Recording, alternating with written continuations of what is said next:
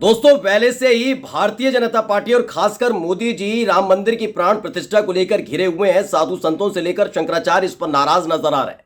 लेकिन इन सब के बीच बीच में आकर श्री राम जन्मभूमि तीर्थ क्षेत्र ट्रस्ट के सचिव यानी कि चंपत राय, जो वीएचपी के नेता हैं, वो लगातार ऐसा कोई ना कोई बयान दे देते हैं जिससे बीजेपी की, वीएचपी की और तो और मोदी जी की टेंशन बढ़ जाती है।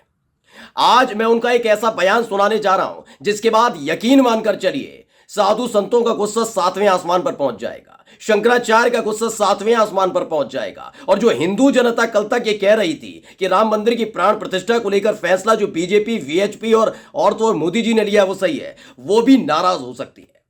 क्योंकि राम मंदिर में कि प्राण प्रतिष्ठा से पहले राम मंदिर के निर्माण को लेकर जो आरोप चंपत राय पर लगे थे, उसके इतर उन्होंने एक बहुत बड़ा बयान दिया। नमस्कार, मैं हूं प्रज्वल गौतम और आप देख रहे हैं द कंटा। आज मैं आपको उनका एक बयान सुनाऊंगा चंपत राय के बारे में। आप जानते हैं चंपत राय की वजह से ये पूरा का पूरा विवाद बढ़ता चला गया। ये विवाद क्यों बढ़ा वो तो मैं आपको दिखा ही चुका हूं, मेरा चैनल दिखा चुका है। दरअसल दिसंबर के महीने में, यानी पिछले साल 2023 में दिसंबर के महीने में सामने आए थे चंपत राय। चंपत राय ने कहा 22 जनवरी 2024 को रामलला की प्राण प्रतिष्ठा होगी, मोदी जी करेंगे। उन्होंने कहा कि लाल कृष्ण आडवाणी, मुरली मनोहर जोशी, इनको न्योता भेजा गया है, विश्व हिंदू परिषद ने न्योता दिया है। लेकिन साथ ही उन्होंने यह भी जोड़ दिया था कि भाई हमने ही मना कर दिया है कि वो आना चाहते थे, लेकिन मैंने कहा नहीं, आप मत आइए क्योंकि आप बुजुर्ग हो चुके हैं, आपका स्वास्थ्य खराब है। इसको लेकर रामविलास वेदांती, साधु संत, तमाम लोग नाराज हो गए कि प्रमुख रूप से जिन्होंने रथ यात्रा निकाली राम मंदिर के लिए, पूरे देश को जगाने का काम किया, उन्हीं लाल कृष्ण आडवाणी को आप ना आने की सलाह देकर चले आए। रामविलास वेदांती ने तो सीधे सीधे योगी आदित्यनाथ और मोदी से कह दिया था कि ये जिम्मेदारी बनती है कि आप आडवाणी जी को गर्भगृह तक लाएं।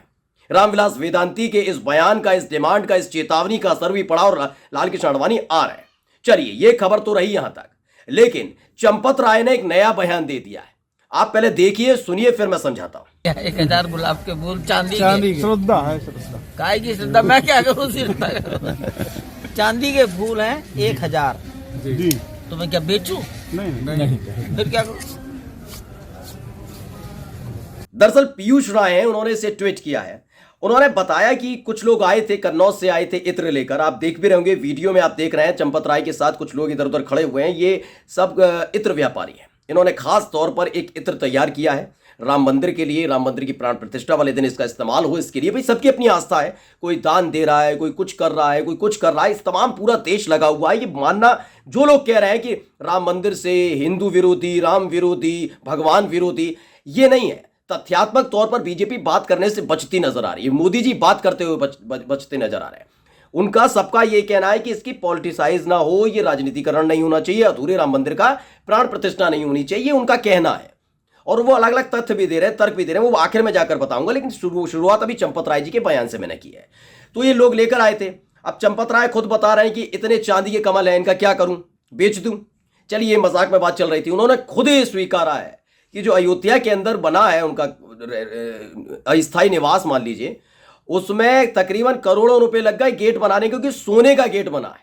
वो ये तक कह रहे हैं कि हंसी ठिठोली में ही सही, लेकिन अगर आप इस तरह की शब्दावली का इस्तेमाल पुजारियों के लिए करेंगे कि पुजारियों गला काट दें, इस तरह की शब्दावली का इस्तेमाल किया जा रहा है। सोचिए, ये आस्था से जुड़े हुए लोग, सनातन परंपरा से जुड़े हुए लोग, दिन रात भगवान की स्तुति करने वाले व्यक्ति, यानी हमारे जो पुजारी हैं, उनके लिए किस शब्दावली का इस्तेमाल चंपत राय कर रहे हैं, जो श्री राम जन्मभूमि तीर्थ क्षेत्र ट्रस्ट के महासचिव है।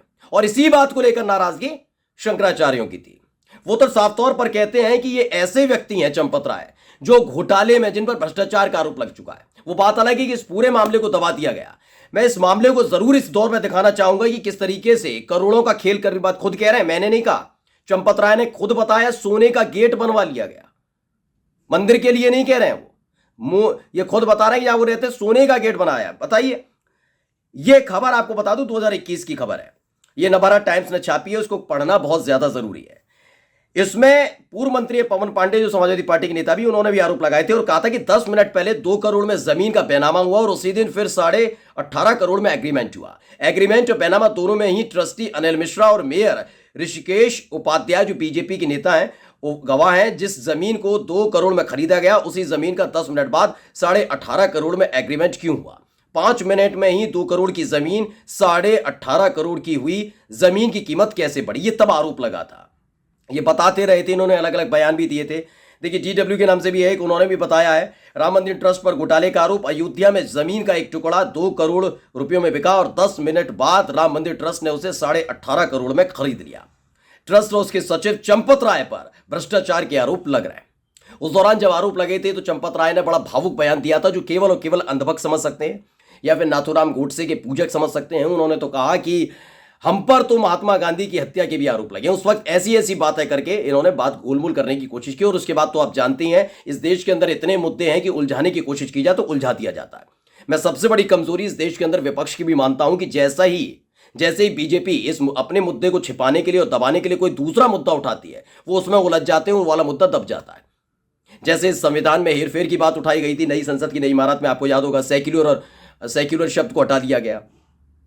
सोचिए, सोशलिस्ट शब्द यानी समाजवादी शब्द को हटा लिया गया, लेकिन उस पर अटक नहीं रह पाया विपक्ष भी, जबकि उसको ये आवाज उठानी चाहिए। देखिए, ये पूरा मसला निकल कर सामने आया। उस वक्त तो इन्होंने कह दिया था, लेकिन अब चंपत राय के इस बयान के क्या मायने निकाले जाए ये जानना बहुत जरूरी है, क्योंकि शंकराचार्य पहले से कह रहे हैं मोदी और चंपत राय ये दोनों का कोई बहुत खास योगदान नहीं रहा है। कोई खास योगदान राम मंदिर के आंदोलन को लेकर नहीं रहा है। ये मैं नहीं कह रहा हूं, ये किसने कहा है? ये शंकराचार्य कह रहे हैं। वो लगातार बताते रहे, समझाते रहे। चारों शंकराचार्य नाराज चल रहे हैं, कोई फर्क नहीं पड़ता। अभी मुक्तेश्वरानंद सरस्वती मोदी और चंपत राय पर आरोप लगाते रहे हैं, कोई फर्क नहीं पड़ता रहा। निश्चलानंद सरस्वती ने भी साफ तौर पर कहा है कि वो किसी भी कीमत पर नहीं जाएंगे, क्योंकि ये काम मोदी का नहीं है, ये सनातन परंपरा के किसी मानने वाले या किसी आंदोलन करनेकारी को करना चाहिए, कोई सुनने वाला नहीं है। यही सारी खेल वहां पर खेले जा रहे हैं। लेकिन मैं बार बार यही कह रहा हूं दोस्तों, जब इस तरह की गतिविधियों को अंजाम दिया जाता है, जब इस तरीके से अगर CPI CPM कांग्रेस पार्टी अगर विरोध करती है तो उन्हें हिंदू विरोधी, राम विरोधी बता देते हैं। लेकिन यही काम जब शंकराचार्य करते हैं, शंकराचार्य इनकी पोल पट्टी खोलते हैं, तो चुप्पी साध कर बैठे। और कब तक चुप्पी साध कर बैठे हैं, अब वो भी बता देता हूं आपको। ये तब तक चुप्पी साध कर बैठे हैं जब तक 22 जनवरी 2024 का कार्यक्रम नहीं निपट जाता, यानी कि प्राण प्रतिष्ठा वाला कार्यक्रम हो जाए। उसके बाद देखिएगा शंकराचार्य जो आवाज उठा रहे हैं, साधु संत हैं, इन तमाम लोगों से भारतीय जनता पार्टी का रवैया क्या रहने वाला है, आप देख लीजिएगा। ये मैं नहीं कह रहा हूं, आप देख लीजिएगा आगे जाकर, क्योंकि इसी बात से सबसे ज्यादा नाराज मोदी और शाह चल रहे हैं कि कम से कम विपक्ष उठाता। हम तो चाह रहे थे मुसलमान उठाते, लेकिन ये हिंदू समाज के अंदर से साधु संतों ने, शंकराचार्य ने आवाज बुलंद कर दी है। इन सब के बीच ये खुद ही ऐलान कर देना चंपत राय की तरफ से कि मैं इनका क्या करूंगा, गेट है, पुजारी का गला काट देंगे, क्या क्या शब्दावली का इस्तेमाल खुद कर रहे हैं। आप हंसी टिटोली आप उसको मान सकते हैं, हंसी टिटोली में कह रहे हैं, लेकिन क्या इसी तरह की शब्दावली का इस्तेमाल कांग्रेस पार्टी का कोई नेता कर देता किसी पुजारी के लिए, तो क्या ये विवाद खड़ा नहीं करते? बीजेपी विवाद खड़ा नहीं करती? क्या उसे हिंदू विरोधी, राम विरोधी, क्या क्या विरोधी नहीं बता देती? यही काम किया जा रहा है। चंपत राय खुलकर बताते हैं, अयोध्या के अंदर जो कुछ हो रहा है वो चंपत राय के इशारे पर हो रहा है दोस्तों। आप माने ना माने, लेकिन शंकराचार्य सनातन परंपरा के सर्वोच्च पद पर बैठे हुए, मैं सरकार की बात नहीं कर रहा हूं। सरकार देश चला रही है, अच्छी बात है, लेकिन सनातन परंपरा का जब जिक्र होता है तो शंकराचार्य, कम से कम साधु संतों की तो बात माननी चाहिए। लेकिन उनकी बात को दरकिनार किया जा रहा है। सिर्फ मोदी, सिर्फ शाह, सिर्फ बीजेपी, सिर्फ VHP और चंपत राय। नमस्कार।